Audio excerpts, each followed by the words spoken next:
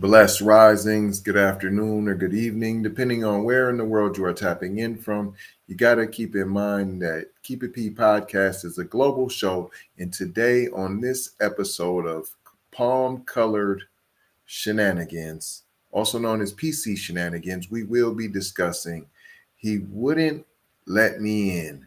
Video shows woman hurling first date brick through ex's window, deputies say. We'll be discussing that and more after these brief messages. FBA fixation. It's just that FBA fixation, y'all. Woo! FBA. And we're back. That single is available on all platforms. Everyone seems to have an FBA fixation. Bust your windows, Becky. White woman hurls brick through ex's window in Florida meltdown. Another day, another Becky throwing the tantrum, this time with a literal brick. Sabrina Deanna Coyne, a 34-year-old white woman from Lee County, Florida, was caught on surveillance hurling a commemorative brick through her ex's window after he refused to let her inside. When confronted by deputies, she lied and played victim, claiming she still lived there, even though records confirmed she moved out 6 months ago. Cohen's ex was asleep when he woke up to loud banging on the door and windows, followed by the sound of shattering glass. Deputies later reviewed security footage that clearly showed Cohen picking up an object and launching it through the window, all while holding her phone in the other hand. Like this was another regular Tuesday night tantrums. Cohen was arrested and charged with criminal mischief and throwing a deadly missile into an occupied dwelling. See, this is selective accountability at play here, people. But let's be real. We already know how this ends. She posted a $7,500 bail, a bond, and will likely walk away with a slap on the wrist, if not some ridiculous plea deal involving community service and a mental health excuse. We already know. Now let's imagine an FBA woman pulling this same stunt. The media would vilify her immediately. She'd be labeled violent, unhinged, or a threat to society.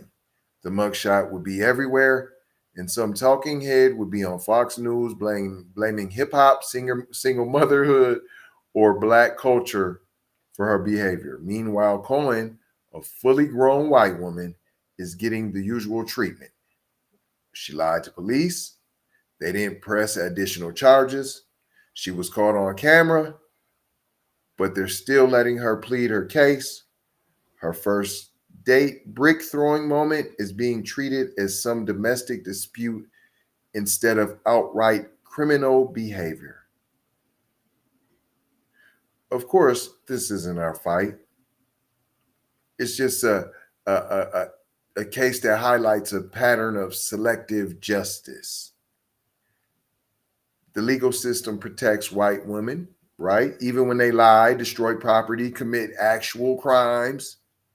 If an FBA man or woman was in this situation, the consequences would be swift and severe, even possibly deadly. 50% chance. Cohen's meltdown is not our problem to fix. Of course not. It's just another Becky getting caught in her own entitlement. And as usual, the system will find a way to protect her. Meanwhile, we got bigger fights to focus on, like real justice, reparations, and breaking down the barriers that us FBA folks still face every day. At the end of the day, this is just a reminder that when it comes to crime and punishment in America, the rules are never applied equally. And that's what we learned here today, boys and girls. And I'm not going to hold you. I'm just going to mold you, fold you, and scold you about being off code. Going to leave you with 4 words, as we always do around this time. Subscribe for the vibe, like for the spike, comment your vomit, and share if you care, if you dare to get Black empowerment everywhere. We are on all the platforms: Apple, Spotify, YouTube, Twitter, Instagram, TikTok, Snapchat, Facebook. Come and take a look. You might get hooked.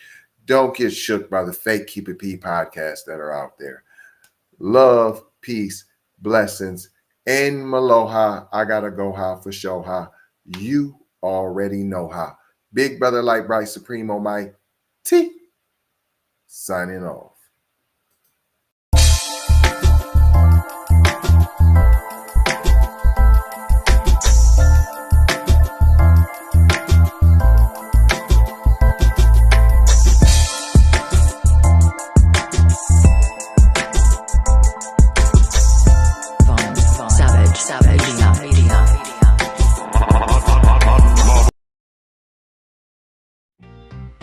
FBA fixation.